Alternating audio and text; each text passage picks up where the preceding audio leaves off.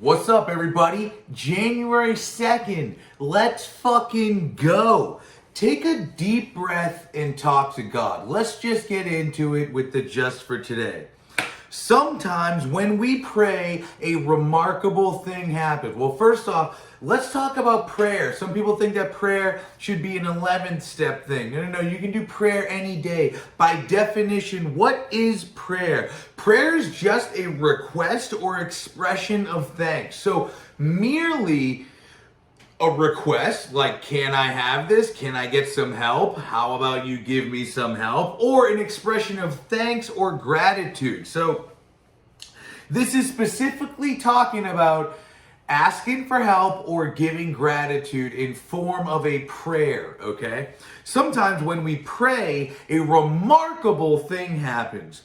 We find the means, ways, and energies to perform tasks far beyond our capacity. So this is saying the opposite of addiction, right? So when we're focused on addiction, it's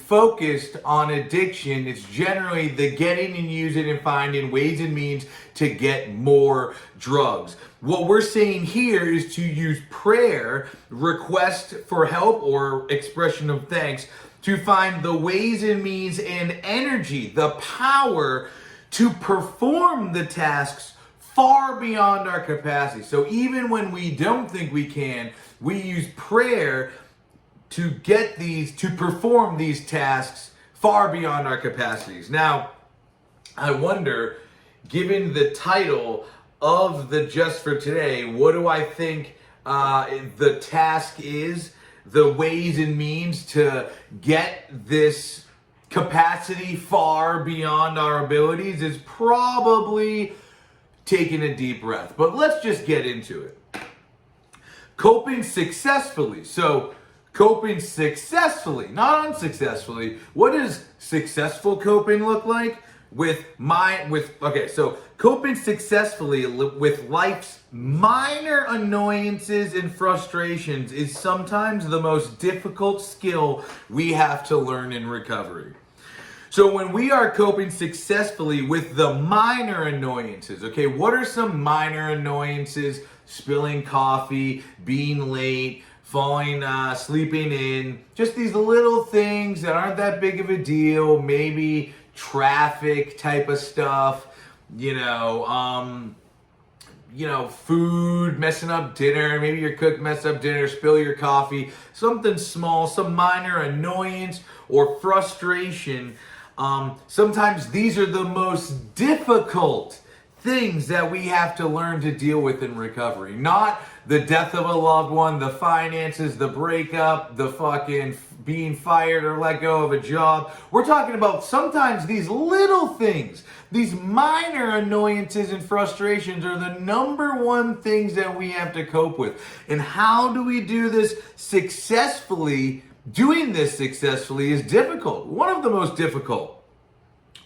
We're faced with these small inconveniences daily. So not only are these the most difficult things that we may have to face in our recovery, but they are occurring every single day. From untangling knots in our children's shoelaces to standing in line at the market, our days are filled with minor difficulties that we must somehow deal with. How the heck do we deal with this? There's a great video on Christopher Wallace, I think his name is, where he gives a lecture on all about the minor annoyances in life. I'll try to leave the link below if you want to check that out later on today. It's like a 22-minute lecture. Great lecture. Highly recommend it.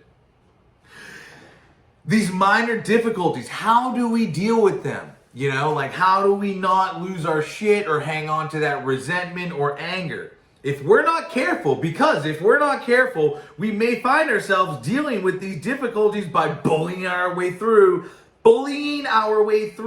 each problem or grinding our teeth while giving ourselves a stern lecture about how we should handle that problem. These are extreme examples of poor coping skills, but even if we're not this bad, there's probably room for improvement. So Even though we're not bad, we may still find our inabilities to cope with these day-to-day moments.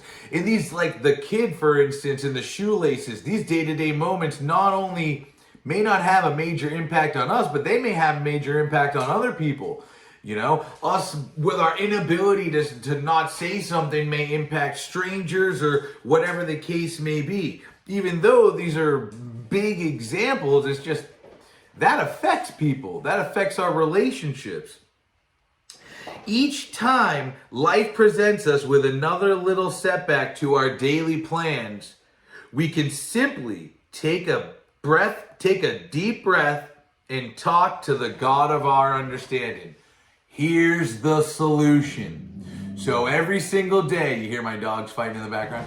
So every single day, when you are faced with one of these minor frustrations or little annoyances, any little setback, you can simply stop, take a deep breath, and talk with the God of your understanding. You can do this through prayer, through verbal, through thinking it, however you want to do it.